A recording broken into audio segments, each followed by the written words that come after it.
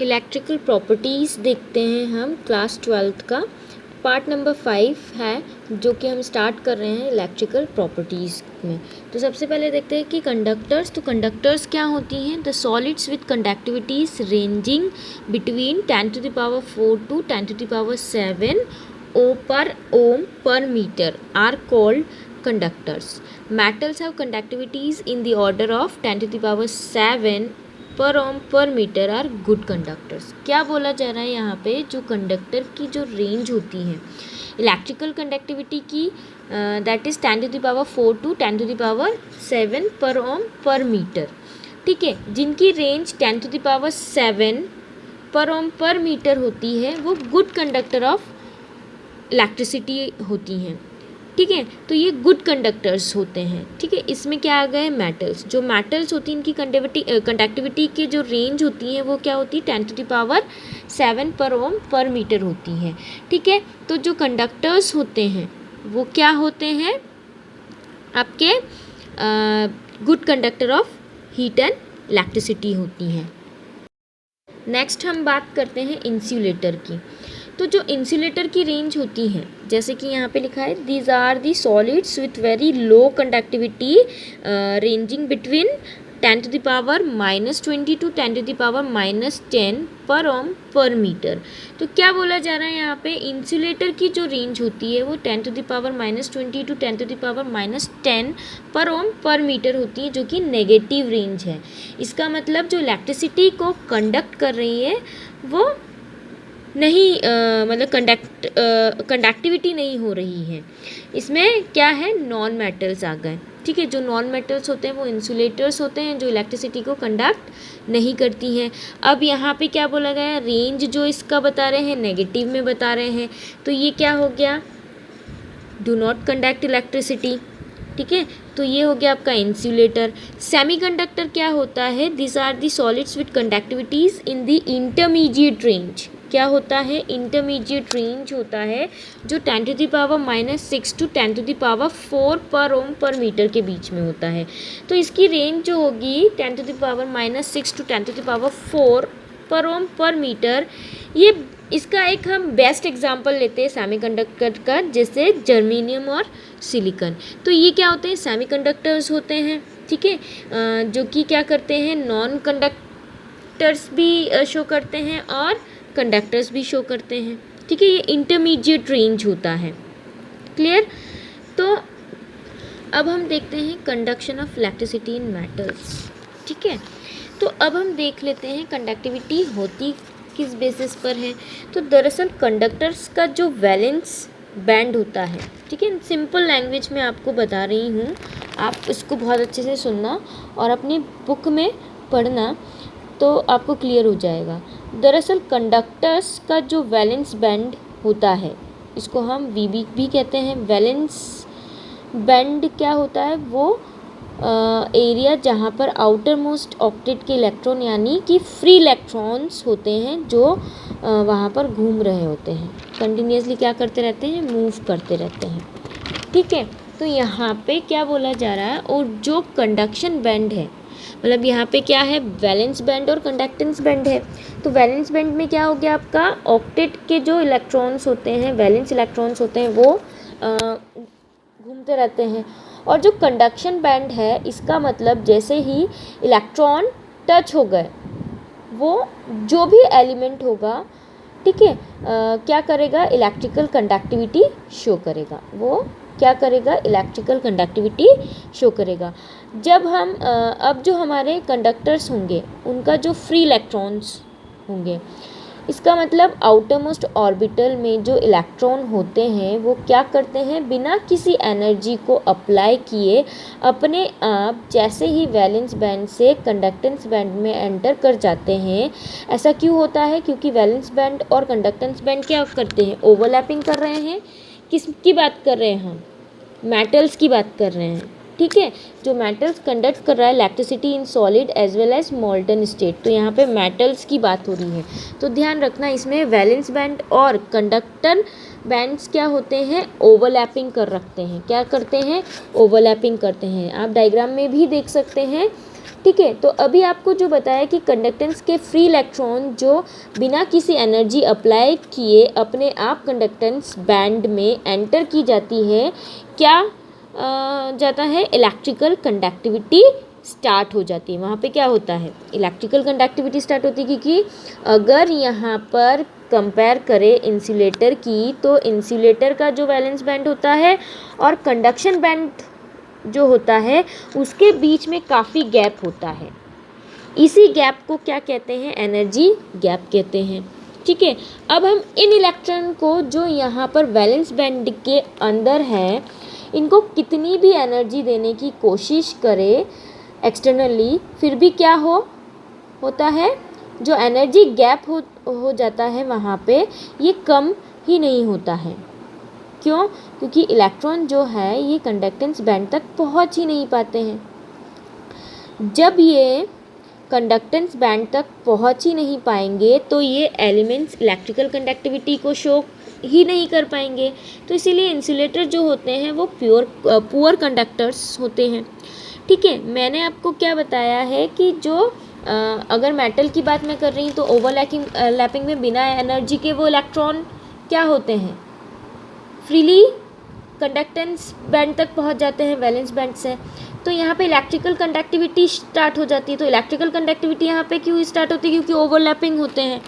ठीक है। और जो इलेक्ट्रिसिटी है वो इलेक्ट्रॉन कंडक्ट करता है एक प्लेस से दूसरी प्लेस में, आया समझ में। और इंसुलेटर में क्या होता है कि इनके बीच में गैप बहुत ज़्यादा होता है, किसमें, वैलेंस बैंड और कंडक्टेंस बैंड्स में। तो गैप जो होता है वो कम नहीं होता है, जिसकी वजह से वैलेंस बैंड के इलेक्ट्रॉन किस में नहीं जा पाते हैं, कंडक्टेंस बैंड में नहीं जा पाते हैं। तो यहाँ पे इलेक्ट्रिसिटी जो है वो कंडक्ट नहीं हो पाती है। क्लियर? तो हम आगे देखते हैं किसकी, सेमीकंडक्टर की बात करेंगे। तो क्या होता है सेमीकंडक्टर में। ठीक है। सेमीकंडक्टर की बात करें तो सेमीकंडक्टर का जो वैलेंस बैंड और कंडक्शन बैंड के बीच की जो गैपिंग होती है वो बहुत कम होती है। अगर एक्सटर्नल एनर्जी सप्लाई कर रहे हैं तो ये जो अंतर होता है वो काफ़ी कम हो जाता है, और उसके कारण क्या होता है, जो सेमीकंडक्टर्स होते हैं हमें इलेक्ट्रिकल कंडक्टिविटी शो करते हैं। क्या करते हैं, इलेक्ट्रिकल कंडक्टिविटी शो करते हैं। नेक्स्ट हम किसकी बात करेंगे, डोपिंग की। ठीक है। तो ये आपके 2020 में 3 मार्क्स में आया है, इम्पॉर्टेंट क्वेश्चन है। आप इसको अच्छे से पढ़िएगा, अच्छे से देखिएगा और सुनिएगा भी बहुत अच्छे से, क्योंकि जैसे जैसे मैं आपको समझाती जा रही हूँ मैं आपको बहुत ही इजी लैंग्वेज में समझा रही हूँ, जिससे आपको इजीली समझ में आ जाए। ठीक है। तो आपने ओलंपिक्स में या ऐसे कई गेम्स में सुना होगा कि डोप टेस्ट करवाया जाता है। तो डोप टेस्ट क्यों करवाते हैं, डोपिंग का क्या मतलब होता है, डोपिंग मीन्स मिलावट। तो डोप टेस्ट से ओलंपिक का क्या लेना देना। तो क्या होता है, कुछ प्लेयर्स क्या करते हैं, अपनी बॉडी के अंदर ऐसे ड्रग को ले लेते हैं। ड्रग का मतलब केमिकल जो हमारी बॉडी में अगर अच्छा इफ़ेक्ट करता है तो हमारे लिए मेडिसिन साबित हो जाता है, और अगर बुरा इफ़ेक्ट करता है तो वो ड्रग्स में आ जाता है। तो वो ऐसी चीज़ें अपनी बॉडी में इंटेक करते हैं, जैसे अल्कोहल हो गया, ऐसी कोई भी चीज़ जैसे हार्मोन है, जिससे उनकी एनर्जी ज़्यादा हो जाती है और पर्टिकुलर गेम के टाइम में वो बहुत अच्छा परफॉर्म कर जाते हैं। तो उसी तरह से अगर हम केमिस्ट्री में देखें तो इम्प्योरिटीज़ का ऐड करना। ठीक है। तो जब भी हम डोपिंग में देख रहे हैं तो क्या बोल रहे हैं, जब भी हम किसी भी मेटल के अंदर हम इम्प्योरिटीज़ को ऐड करवा रहे हैं ताकि उसका जो परफॉर्मेंस है उसको बढ़ा सके या घटा सके, क्या, परफॉर्मेंस को। ठीक है। तो बेसिकली हम यहाँ पर डोपिंग ग्रुप नंबर 14 के एलिमेंट्स की करवा रहे हैं। किसकी करवा रहे हैं, ग्रुप नंबर 14 की करवा रहे हैं। तो ग्रुप नंबर 14 के एलिमेंट कौन से होते हैं, जैसे कि कार्बन हो गया, सिलिकॉन हो गया, जर्मेनियम हो गया, टीन हो गया, लेड हो गया। तो ये ग्रुप नंबर 14 के एलिमेंट्स होते हैं। ठीक है। बेसिकली सिलिकॉन और जर्मेनियम ये क्या होता है, डोपिंग करवाते हैं, मतलब सेमीकंडक्टर्स होते हैं। क्या होते हैं, बेसिकली ये जो जर्मेनियम हो गया, क्या हो गया, सिलिकॉन और जर्मेनियम सेमीकंडक्टर्स होते हैं। ठीक है, कि क्योंकि ये लोग क्या करते हैं, डोपिंग करवाते हैं। ये ग्रुप नंबर 14 के एलिमेंट्स है और ग्रुप नंबर 14 के एलिमेंट्स होने के साथ साथ इनके आउटर मोस्ट ऑर्बिट में कितने इलेक्ट्रॉन्स होते हैं, 4 इलेक्ट्रॉन्स होते हैं। तो क्या करेंगे, किसी के साथ भी 4 इलेक्ट्रॉन के साथ ही क्या करेंगे, कोवेलेंट बॉन्ड बनाएंगे।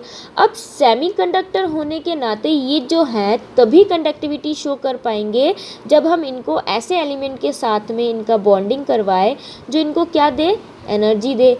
तो हम क्या करेंगे, इनके अंदर इम्प्यूरिटीज़ को ऐड करेंगे। अब इम्प्यूरिटी हम लोग 2 टाइप की होती है, डिफाइन करें तो इलेक्ट्रॉन रिच इम्प्यूरिटीज़ होती हैं और एक होती है इलेक्ट्रॉन डेफिसिट होती है। अब यहाँ पे हम देखते हैं इलेक्ट्रॉन रिच इम्प्यूरिटीज़। तो इसमें क्या होगा, इलेक्ट्रॉन रिच इम्प्यूरिटीज़ का मतलब क्या होता है कि यानी जिसके अंदर इलेक्ट्रॉन ज़्यादा है। इलेक्ट्रॉन ज़्यादा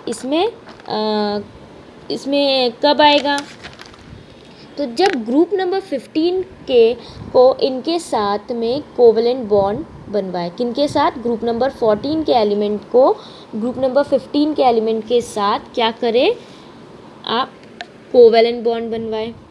ठीक है, तो ग्रुप नंबर 15 के कौन से एलिमेंट हो गए, जैसे नाइट्रोजन है, फॉस्फोरस है, आर्सेनिक है।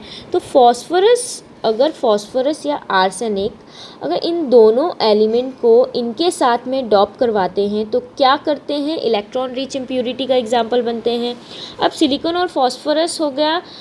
फॉस्फोरस में आउटर मोस्ट शेल में 5 इलेक्ट्रॉन्स होते हैं और यहाँ पे हमारे पास सिलिकॉन के पास कितने होते हैं, सिलिकॉन के पास 4 होते हैं। तो सपोज़ ये 4 का कोवेलेंट बना भी लेंगे तो फॉस्फोरस का 1 इलेक्ट्रॉन क्या हो जाएगा, एक्स्ट्रा हो जाएगा।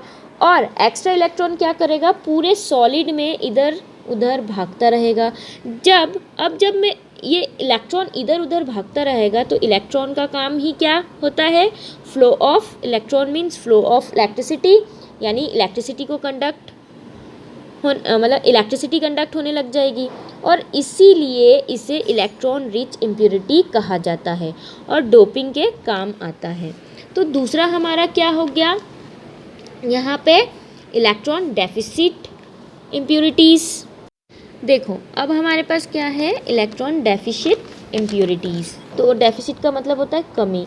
तो जैसे एलिमेंट के साथ में हम डॉपिंग करवाएंगे, कुछ ऐसे एलिमेंट के साथ में हम डॉपिंग करवाएंगे सेमीकंडक्टर्स की, जिन दोनों के मिलने से क्या हो जाएगी, इलेक्ट्रॉन की कमी हो जाएगी।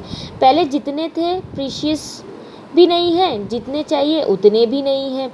तो यहाँ पर देखो ग्रुप नंबर 15 में कैसा था, 4 चाहिए थे, 5 था, वहाँ पे इलेक्ट्रॉन रिच था। इसका मतलब हो गया जितना चाहिए उससे भी कम हो गया। जैसे 4 चाहिए तो इसमें उससे भी कम हो जाएगा, डेफिसिट की बात कर रहे हैं। रिच में क्या हो गया था, इलेक्ट्रॉन ज़्यादा हो गया था। अब डेफिसिट में क्या है, 4 है, उससे भी कम हो जाएगा। वहाँ पे क्या था, 4 से ज़्यादा था। तो मतलब कौन सा ग्रुप आएगा अब यहाँ पे, ग्रुप नंबर 13। तो हम ग्रुप नंबर 13 को ग्रुप नंबर 14 के साथ कोवेलेंट बॉन्ड बनवाए, मतलब ग्रुप नंबर 13 के एलिमेंट्स के साथ ग्रुप नंबर 14 के एलिमेंट का हम क्या करें, डॉप करेंगे। तो ग्रुप नंबर 13 के एलिमेंट कौन से होते हैं, जैसे हमने ले लिया बोरोन हो गया, एल्यूमिनियम हो गया, गैलियम हो गया। तो सपोज़ एल्यूमिनियम ले लिया मैं जब सिलिकॉन को एल्यूमिनियम के साथ में डॉप करवाऊंगी तो इलेक्ट्रॉन ऑफ एल्यूमिनियम के पास कितने होंगे, 3 इलेक्ट्रॉन, और सिलिकॉन के पास 4 इलेक्ट्रॉन। तो देखो जब सिलिकॉन और एल्यूमिनियम के इलेक्ट्रॉन को आपस में बॉन्ड बनवाएंगे तो क्या होगा, इलेक्ट्रॉन फिर से बच जाएगा। ठीक है, क्या हो जाएगा, इलेक्ट्रॉन फिर से बच जाएगा। तो ये इलेक्ट्रॉन है, ये इधर उधर मूव होने के कारण उसकी प्लेस में क्या होगा, होल क्रिएट हो जाएगा। अब अगर ये कहीं शिफ्ट भी हो गया, उसकी जगह फिर से होल क्रिएट हो जाएगा। मतलब जब वो इलेक्ट्रॉन वहाँ पे क्या हो गया, मूव करेगा या वहाँ से किसी और के साथ भी बॉन्ड बनाएगा तो फिर भी उसकी प्लेस में क्या हो जाएगा, होल क्रिएट हो जाएगा। तो अब अगर ये कहीं शिफ्ट भी हो गया तो उसकी जगह फिर से होल क्रिएट हो जाएगा। तो ये क्या होगी, वापस से इम्प्योरिटी हो गई। तो इलेक्ट्रॉन क्या हो रहा है, इधर से उधर मूव कर रहा है। तो इलेक्ट्रॉन का मूव होना मतलब इलेक्ट्रिसिटी को कंडक्ट करना। इसी तरीके से जो इलेक्ट्रिकल कंडक्टिविटी जो है वो ग्रुप नंबर 14 के एलिमेंट्स जो कि हमारे सेमीकंडक्टर के अंदर चलती रहती है, किसकी वजह से, डोपिंग की वजह से मूवमेंट हो रहा है। तो अब हमने देखा डोपिंग क्या है। अब देखते हैं इसमें टाइप्स, पी टाइप और एन टाइप क्या होता है। तो देखिए एन टाइप जो हम डोप करके बनाते हैं ग्रुप नंबर 15 के एलिमेंट के साथ, जिसमें इलेक्ट्रॉन रिच इम्प्योरिटी ऐड करते हैं, और P type that is because of group number 13 के एलिमेंट के साथ में। तो आप ये फिज़िक्स में पढ़ेंगे।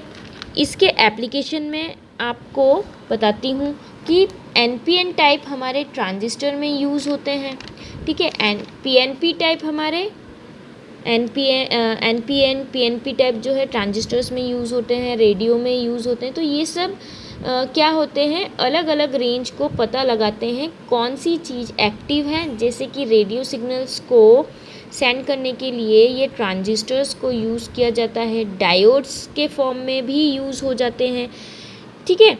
तो ये तो आपका क्या हो गया, पी टाइप एन टाइप। अब हम देखेंगे मैग्नेटिक प्रॉपर्टीज़, ठीक है। तो क्या होता है, अब हम बात करते हैं मैग्नेटिक फील्ड की। जैसा कि आपको मैंने पहले भी बताया था, मतलब आपने पहले भी पढ़ा होगा कि जहाँ पर हम इलेक्ट्रिक फील्ड की बात करेंगे वहाँ पर मैग्नेटिक फील्ड की बात भी होगी, क्योंकि इलेक्ट्रॉन का काम क्या होता है, इलेक्ट्रॉन का काम होता है अपने ऑर्बिट के अंदर कंटिन्यूसली घूमते रहना। तो उसी तरह से इलेक्ट्रॉन क्या करता है, सपोज न्यूक्लियस है, इलेक्ट्रॉन इसके चारों तरफ घूमेगा, इमेजिनरी ऑर्बिट पर भी कंटिन्यूसली घूमता रहता है।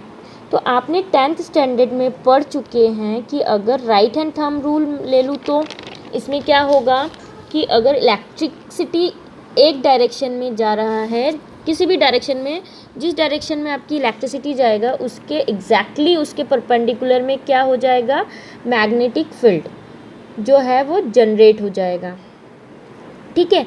अब मैग्नेटिक फील्ड जो है वो टोटल 5 टाइप्स के यहाँ पर आप लोग देखेंगे, ठीक है। तो कौन कौन से हैं यहाँ पे, paramagnetic, diamagnetic, ferromagnetic, anti ferromagnetic और फेरीमैग्नेटिक। इनके नाम से ही समझ जाइए।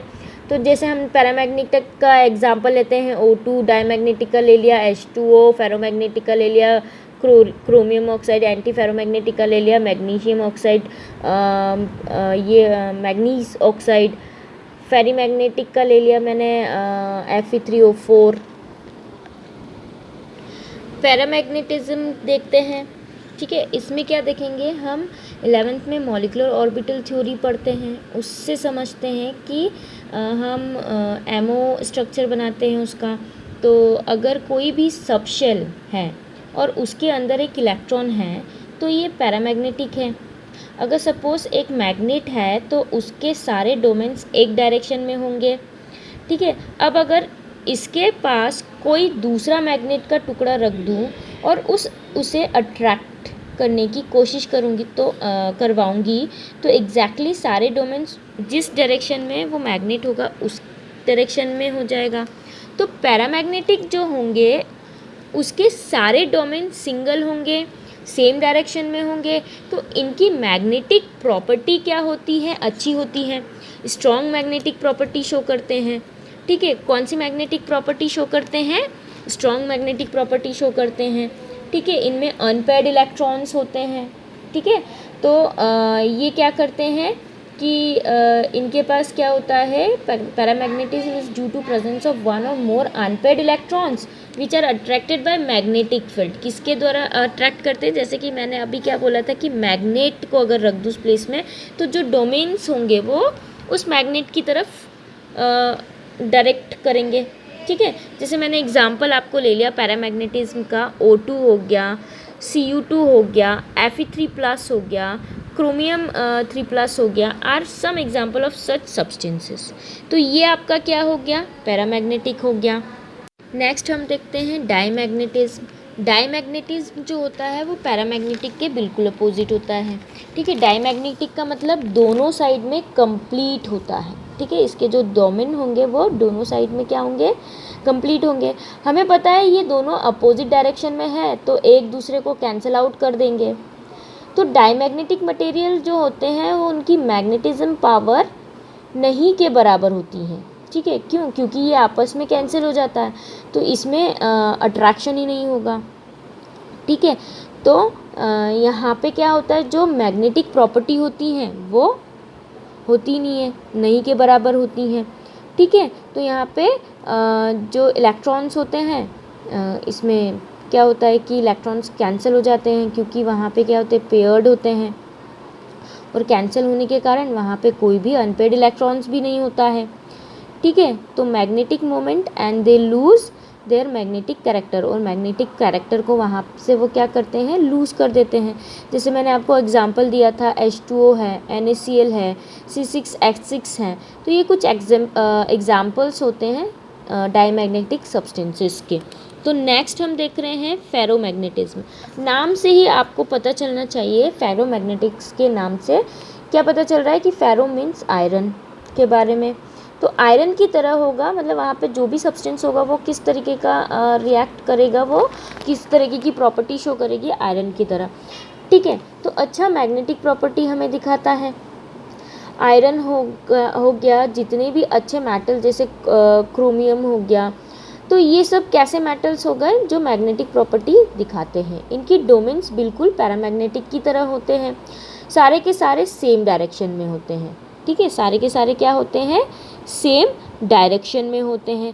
ठीक है, जिसकी वजह से पैरामैग्नेटिक मटेरियल को शो करता है। तो ये क्या होते हैं, जो इसके डोमेन्स होते हैं सेम डायरेक्शन में होने के कारण ये मैग्नेटिक फील्ड को प्रोड्यूस करेगा। ठीक है, इसमें मैग्नेटिक पावर जो होगा वो स्ट्रॉन्ग होगा। ठीक है, स्ट्रॉन्ग मैग्नेटिक पावर शो करेगा। नेक्स्ट यहाँ पे हम क्या देखेंगे, आपके एंटी फेरोमैग्नेटिक। क्या देखेंगे, एंटी फेरोमैग्नेटिक। यहाँ पे एंटी फेरोमैग्नेटिक जो होता है वो आपके फेरोमैग्नेटिक के बिल्कुल अपोजिट होगा, मतलब विरोधी होगा।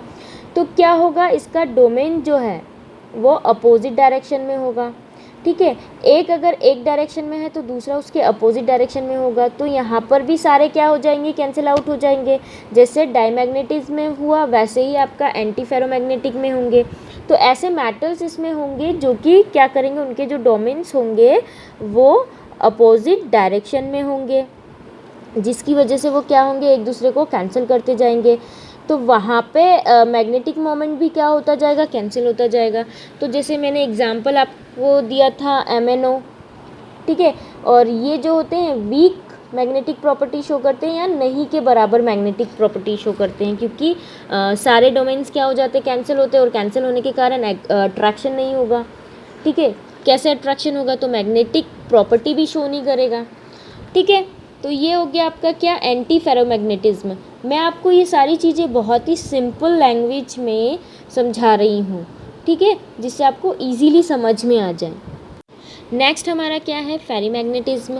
फेरीमैग्नेटिज्म क्या होता है, फेरीमैग्नेटिज्म में ज़्यादातर जो डोमेन होते हैं वो एक डायरेक्शन में होते हैं, और कुछ क्या होते हैं उसके अपोजिट डायरेक्शन में हो जाते हैं। जैसे कि मैंने आपको बताया कि अगर दो सेम डायरेक्शन में होगा तो उसके बीच में एक अपोजिट डायरेक्शन में होगा, फिर दो सेम डायरेक्शन में होगा उसमें एक अपोजिट डायरेक्शन में होगा।